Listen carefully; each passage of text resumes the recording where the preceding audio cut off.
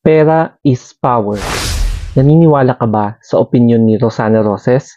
Dahil kapag meron ka talagang pera, marami ang lalapit sa'yo at tutulong.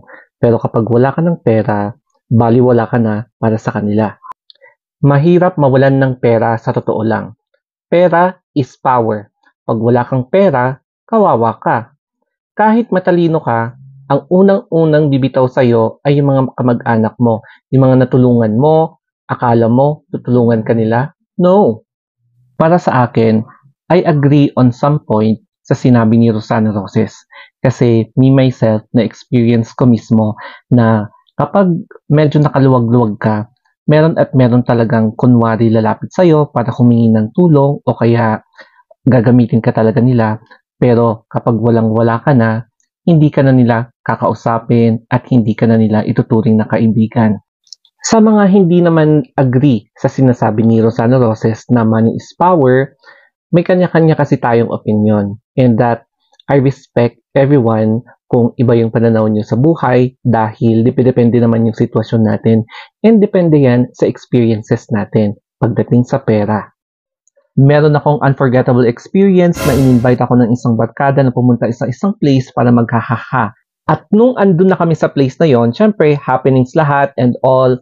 Pero one time, biglang na-bad trip siya at ako yung pinagbuntunan niya at sinabihan akong palamunin. At simula nun na sinabihan ako na isang palamunin, pinangako ko sa sarili ko talaga na kapag pupunta ako ulit sa ibang lugar, I'll make sure na magre-rent na lang ako ng sarili kong place kahit na for ilang days lang or even weeks. Hindi yung magkakaroon pa ako ng utang na loob sa ibang tao na mag-o-offer, pero napipilitan lang pala at labag sa kalooban at sasabihan ka na isang palamunin. Hindi ko yun talaga ine-expect sa isang tao na siya mismo yung nag-invite, nag-offer ng place at nag-offer ng free food.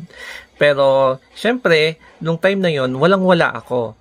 Yun nga lang, medyo nasaktan ako doon kasi sinabihan niya ako ng palamunin talaga.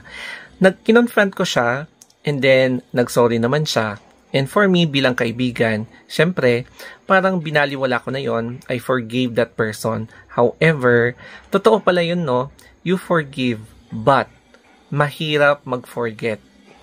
Pero disclaimer, hindi ko naman sinasabi na tama ako, pero hindi ko rin naman sinasabi na mali ako. Kasi this is an opinionated topic. Katulad ng sinabi ni Rosana Roses, marami ang magsasabi na tama siya dahil marami ang nakaka-relate. Pero marami din ang nagsasabi na taliwas sila sa sinabi ni Rosana Roses dahil nga magkaiba sila ng pananaw sa buhay at iba din yung kanilang sitwasyon.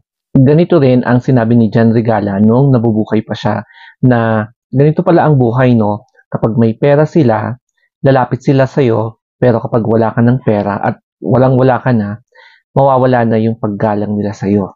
Na kumbaga, kapag hindi ka na useful sa kanila, para ka ng basura. Ganito rin ang kaso ng dalawa nating kababayang OFW na itinakwil ang kanilang ina matapos na wala na silang maibigay na pera kasi nga nag-retire na sila as an OFW.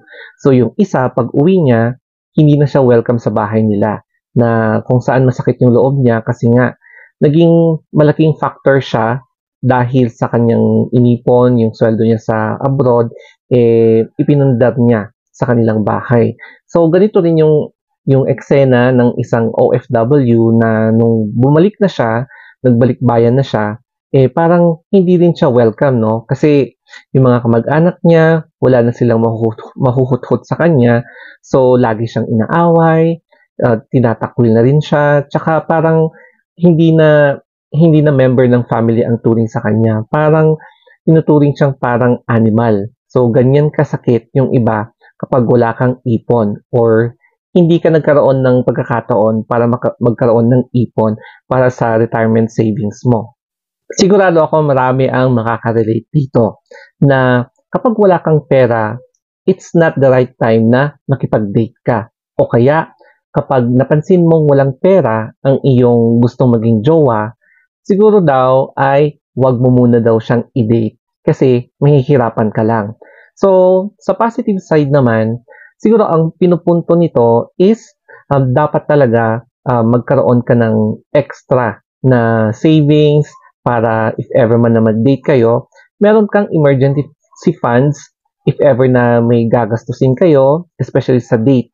And kapag ang partner mo is mas gusto niya na hati-hati kayo sa lahat ng bagay, kasi hindi naman lahat ng bagay yung lover mo ang provider. Eh, syempre, give and take din yan.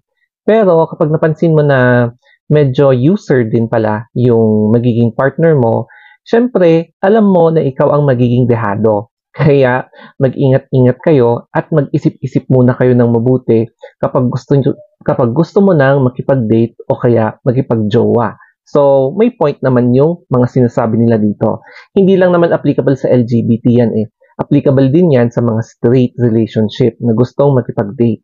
Medyo sensitive itong topic na isa na what if mag-build up na ako ng pamilya para pagtanda ko, may mag-aalaga sa akin. Ito yung tinatawag na isa sa mga Pinoy culture na ginagawa ang investment ng mga anak or family members as a way para magkaroon ng mutual benefits, mga ganun, yung utang na loob system. Para sa akin naman, that's your opinion, pero for me, mas maganda na wag muna akong umasa sa iba. It is better for me to build my own future, such as magkaroon ng stable work, and then from there, magkakaroon ako ng opportunity para makapag-invest sa future ko, no? Such as retirement na insurance. So, at least kapag magre-retire na ako, meron na akong aasahan na pension and hindi ako magde-depend sa kahit kanino man. So, parang magkakaroon ako ng financial freedom. Kumbaga, ganun yung situation na gusto ko. Pero I'm not sure kung matutupad yon or hindi. Tingnan na lang natin in the future. And syempre, kanya-kanya tayo ng opinion. Pwedeng may magsasabi na agree, meron din magsasabi na disagree dito sa sinabi ko na huwag umasa sa iba. Kaya habang medyo malakas pa ako at medyo hindi pa gaano matanda, it is about time for me na gumawa na ng hakbang para makapag-invest pa further sa aking future. Kasi malay natin in the future, no, meron or wala, ang importante meron tayong savings para sa sarili natin, especially kapag nasa retirement age na tayo. Ang hirap kasi kapag umaasa ka sa iba, lalong-lalo na kapag ikaw yung tao na laging umaasa sa iba. So, mahirap kapag yung expectations mo ay hindi pa pala yun yung outcome.